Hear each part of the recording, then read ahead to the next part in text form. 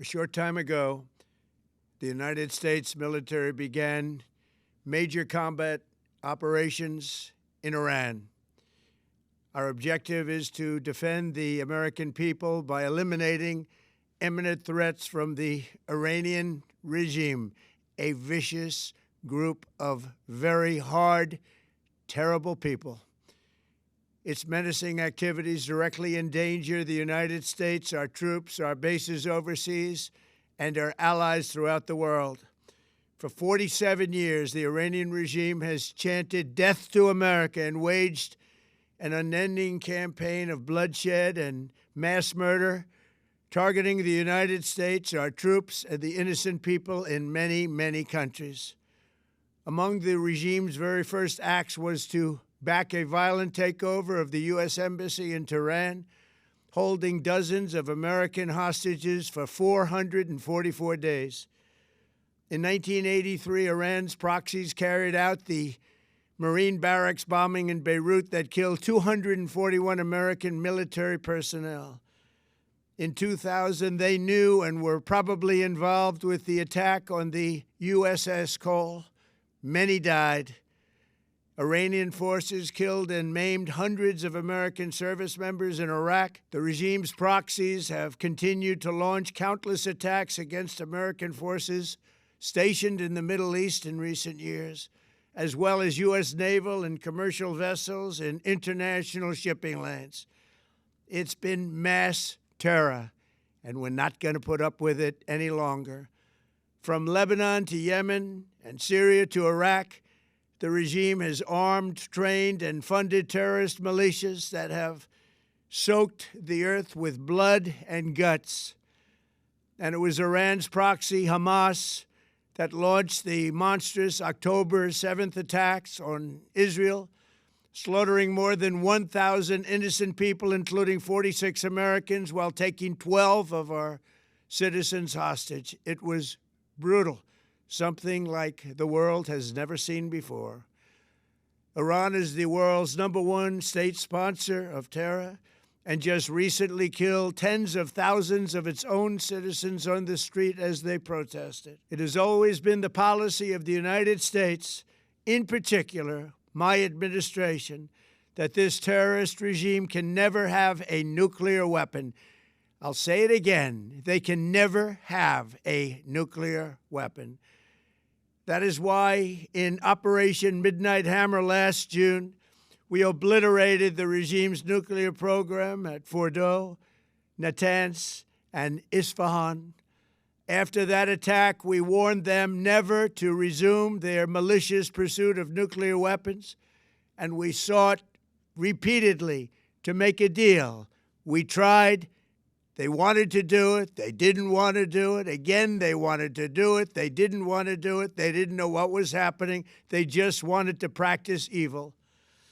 But Iran refused, just as it has for decades and decades. They've rejected every opportunity to renounce their nuclear ambitions, and we can't take it anymore. Instead, they attempted to rebuild their nuclear program and to continue developing long-range missiles that can now threaten our very good friends and allies in Europe, our troops stationed overseas, and could soon reach the American homeland. Just imagine how emboldened this regime would be if they ever had and actually were armed with nuclear weapons as a means to deliver their message. For these reasons, the United States military is undertaking a massive and ongoing operation to prevent this very wicked, radical dictatorship from threatening America and our core national security interests. We are going to destroy their missiles and raise their missile industry to the ground. It will be totally, again, obliterated. We're going to annihilate their Navy. We're going to ensure that the region's terrorist proxies can no longer destabilize the region or the world and attack our forces and no longer use their IEDs or roadside bombs, as they are sometimes called, to so gravely wound and kill thousands and thousands of people, including many Americans. and we will ensure that Iran does not obtain a nuclear weapon. It's a very simple message. They will never have a nuclear weapon. This regime will soon learn that no one should challenge the strength and might of the United States Armed Forces. I built and rebuilt our military in my first administration, and there is no military on earth even close to its power, strength, or sophistication. My administration has taken every possible step to minimize the risk to U.S. personnel in the region. Even so, and I do not make this statement lightly, the Iranian regime seeks to kill. The lives of courageous American heroes may be lost, and we may have casualties. That often happens in war. But we're doing this not for now. We're doing this for the future, and it is a noble mission. We pray for every service member as they selflessly risk their lives to ensure that Americans and our children will never be threatened by a nuclear-armed Iran.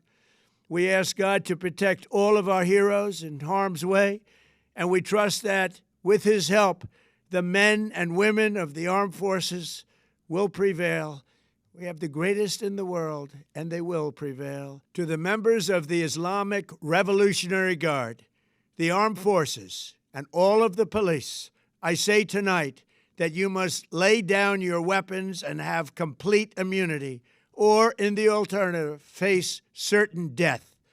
So, lay down your arms. You will be treated fairly with total immunity, or you will face certain death.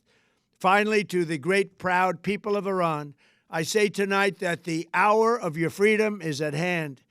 Stay sheltered. Don't leave your home. It's very dangerous outside. Bombs will be dropping everywhere.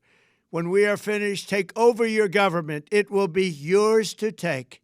This will be probably your only chance for generations. For many years, you have asked for America's help, but you never got it. No president was willing to do what I am willing to do tonight. Now you have a president who is giving you what you want. So let's see how you respond. America is backing you with overwhelming strength and devastating force. Now is the time to seize control of your destiny and to unleash the prosperous and glorious future that is close within your reach. This is the moment for action. Do not let it pass. May God bless the brave men and women of America's armed forces. May God bless the United States of America. May God bless you all. Thank you.